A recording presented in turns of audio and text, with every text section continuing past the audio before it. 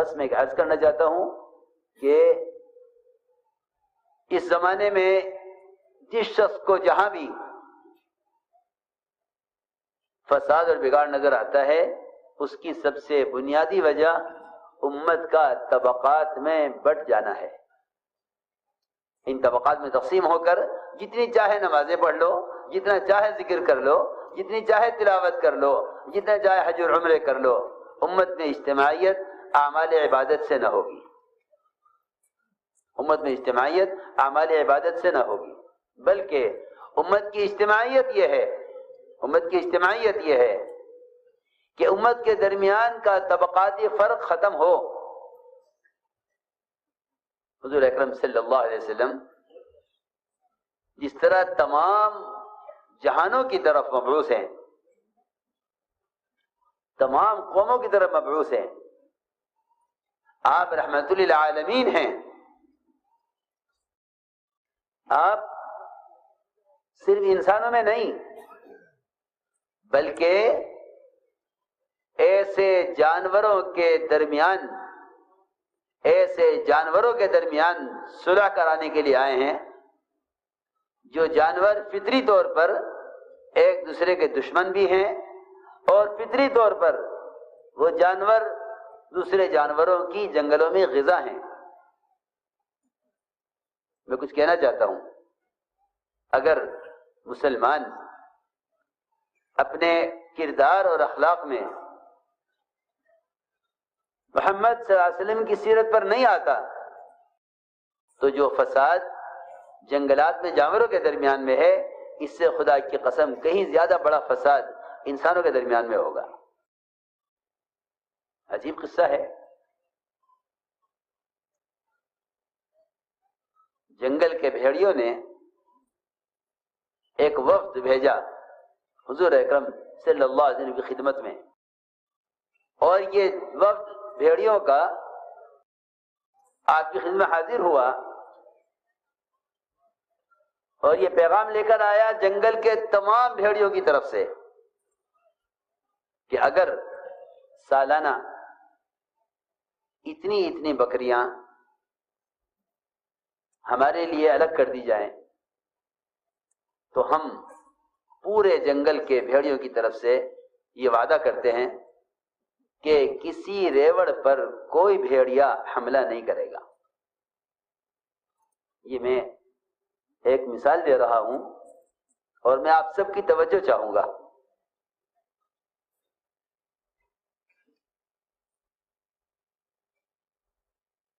کہ ہم اس کی ضمانت لیتے ہیں، کہ پھر آپ کے مسلمان اور آپ کے صحابہ بے فکر جنگل میں جہاں چاہیں بکریاں چھوڑ دیں، ہم برابر سے گزر جائیں گے لیکن ہم اس پر حملہ نہیں کریں گے۔ اگر اس تعلق سے جنگل میں بکری اور بھیڑیے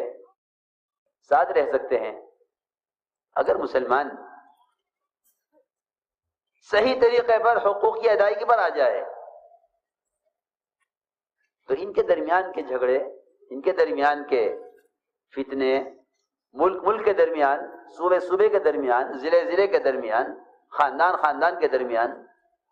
ان کے جھگڑے کیوں نہیں ختم ہو سکتے؟ وہ جانور جس کی فطرت پھاڑ کھانا ہے، جس کی غذا یہی ہے جنگل میں، اگر وہ اس کے لیے تیار ہیں تو کیا وہ انسان جس کا نام ہی انس سے نکالا گیا ہے، آپس میں محبتیں، آپس میں ایک دوسرے کا کام آنا، آپس میں ایک دوسرے سے مانوس ہو کر رہنا، جو انسان کا نام ہی انس سے ہے، تو کیا ان کے درمیان یہ تعلقات پیدا نہیں ہو سکتے؟ چنانچہ روایت میں ہے کہ حضور اکرم صلی اللہ علیہ وسلم نے ان صحابہ کو جمع کیا جن کے بڑے بڑے ریوڑ بکریوں کے ہوا کرتے تھے، ان سے بلا کے فرمایا کہ دیکھو یہ بھیڑیوں کا وقت بیٹھا ہوا ہے اور یہ کہہ رہا ہے کہ اگر ہمیں اتنی اتنی بکریاں دے دی جائیں تو ہم ان کے تمام ریوڑ ہمارے درمیان محفوظ رہیں گے، ہم کسی پر حملہ نہیں کریں گے۔ حضور اکرم صلی اللہ علیہ وسلم نے صحابہ کے سامنے بات پیش کی۔ صحابہ نے عرض کیا کہ ہم میں سے کون اس بات کو چاہے گا کہ ہم اپنی بکریاں اٹھا کے ان کو دے دیں؟ ہم ان بکریوں کی حفاظت کریں گے اور ہم ان کے لیے بکریوں کا ایک حصہ ان بھیڑیوں کے لیے خاص کر دیں، یہ ہم نہیں چاہتے۔ روایت میں ہے کہ حضور اکرم صلی اللہ علیہ وسلم نے جب یہ دیکھا کہ آپ کے صحابہ اس کے لیے تیار نہیں ہیں، آپ صلی اللہ علیہ وسلم نے بھیڑیوں کو اشارہ کیا اور یہ فرمایا جب یہ چرواہے بھیڑیوں کے، یہ چرواہے بکریوں کے یہ اس کے لیے تیار نہیں ہیں تو پھر تمہیں جہاں منہ مارے اور جہاں تم حملہ کر کے کھا لیا کرو۔ یہ میں نے ایک صرف یہ سمجھانے کے لیے مثال دی ہے کہ آپ کی بعثت اور آپ کی آمد نے انسانوں میں نہیں صرف بلکہ جنگل کو ان درندوں کے درمیان بھی ایسی شکلیں پیدا کر دی تھی کہ یہ آپس میں جنگلوں میں معمون ہو کر رہے ہیں۔ میرے محترم دوستو، حضور اکرم صلی اللہ علیہ وسلم کی بعثت اور آپ کی آمد، اس نے امت کو جس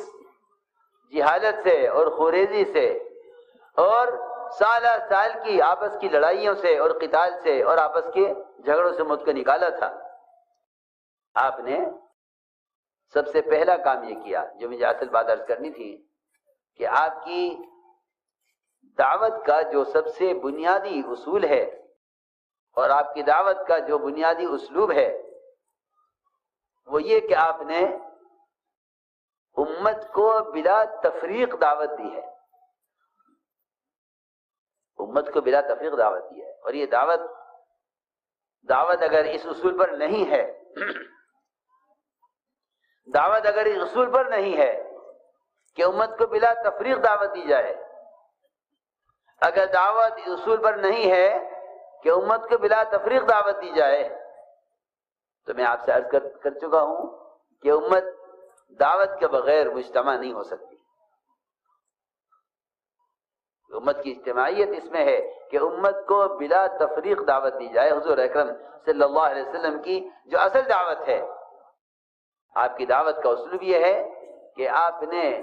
امت کو طبقات پر جمع نہیں کیا۔ میں سب سے پہلے عرض کروں گا کہ حضور اکرم صلی اللہ علیہ وسلم نے امت کی اجتماعیت کو قائم کرنے کے لیے سب سے پہلے ان کو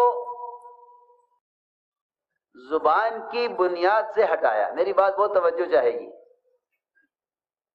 کیوں؟ اس لیے کہ دنیا میں سب سے زیادہ زبانیں ہیں، نہ رنگ اتنے ہیں، نہ قومیں اتنی ہیں، نہ قبیلے اتنے ہیں، سب سے زیادہ زبانیں، نہ ملک اتنے ہیں، اتنی زبانیں، ایک ایک ملک میں کئی زبانیں ہیں۔ آپ نے سب سے پہلے ان کو زبان کی نسبت سے ہٹایا، اس لیے آپ کے ساتھ صہیب رومی، سلمان فارسی، بلال حبشی، ان کے رنگ مختلف، ان کی زبانیں مختلف، ان کے علاقے مختلف، آپ نے امت بنائی، طبقہ نہیں بنایا، امت بنائی۔ امت بنانے کے لیے آپ کے ساتھ ابتدا سے مختلف زبان کے لوگ ہیں، اور یہ بات واضح کر دی کہ اگر کوئی شخص اپنے آپ کو اپنی زبان کی وجہ سے نبی کی نصرت اور مدد کا زیادہ حقدار سمجھتا ہے تو آپ صلی اللہ علیہ وسلم نے اس چیز کو پسند نہیں فرمایا۔ میں بہت اہم بات عرض کر رہا ہوں، ہم تو ان زبانوں میں الجھے، ان زبانوں میں لڑ رہے ہیں، یہ ساری زبانیں ختم ہونے والی ہیں، صرف ایک زبان باقی رہے گی، عربی زبان، جنت میں داخل ہونے والے ہر شخص کی زبان عربی ہوگی، لیکن دنیا میں یہ مختلف زبانیں بکھرے ہوئے ہیں۔ چنانچہ حضور اکرم صلی اللہ علیہ وسلم نے امت کے زبان میں بکھرنے اور تقسیم ہونے کو اتنا ناپسند اور اتنا برا سمجھا کہ ایک مرتبہ ایک حلقہ لگا ہوا تھا، جس حلقے میں صہیب اور سلمان اور بلال رضی اللہ عنہ اجمعین یہ بیٹھے ہوئے تھے۔ معاذ بن جبل سید العلماء وہ بھی اس حلقے میں تھے۔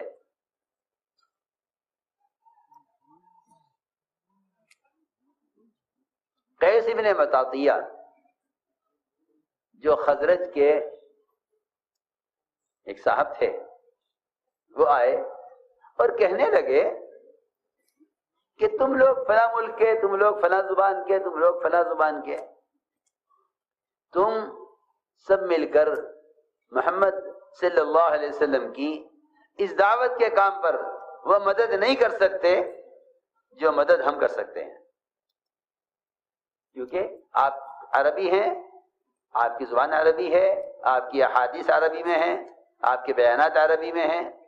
اور ہم عرب ہیں خزرج، جو کام ہم کر سکتے ہیں وہ تم نہیں کر سکتے،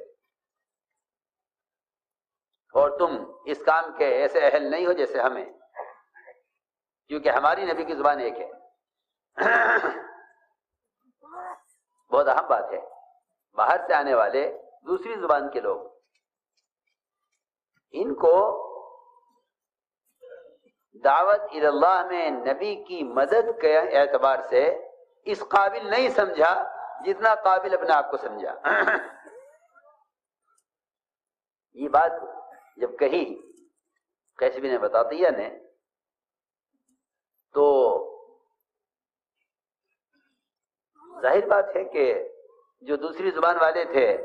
ان کو یہ بات محسوس ہوئی کہ بھئی ہمارے ساتھ ہمارے بارے میں یہ کہا جا رہا ہے، اور اس سے واقعی ہم جس شخص کو بھی کام کے قابل نہیں سمجھیں گے اس کے اندر ایک احساس کمتری پیدا ہوگا۔ اور میں عرض کرتا ہوں کہ امت کا جتنا نقصان ہوا ہے اور امت کی جتنی صلاحیتیں ضائع ہوئی ہیں وہ صرف احساس کمتری سے ضائع ہوئی ہیں۔ مولانا الیاس صاحب اللہ نے سب سے بنیادی کام یہ کیا کہ امت کے اندر سے احساس کمتری کو ختم کیا۔ یہ سب سے تجدیدی کام اصل یہ ہے، تجدیدی کام اصل یہ ہے کہ امت اس بارے میں بالکل ختم ہو چکی تھی کہ ہم کسی قابل نہیں ہیں، اس لیے کہ امت کے گناہ، امت کے رذائل، امت کے منکرات، اور امت پر کیا عرض کروں، فتوے اتنے لگ چکے تھے کہ یہ سمجھتے تھے کہ ہم کسی قابل نہیں ہیں۔ مولانا الیاس صاحب علیہ نے جو تجدیدی کام کیا ہے، جو نبوت کی اصل شان اور نبوت کا اصل کام تھا، وہ یہ کیا کہ امت کے اندر اپنی ذمہ داری کا اور امت کے اندر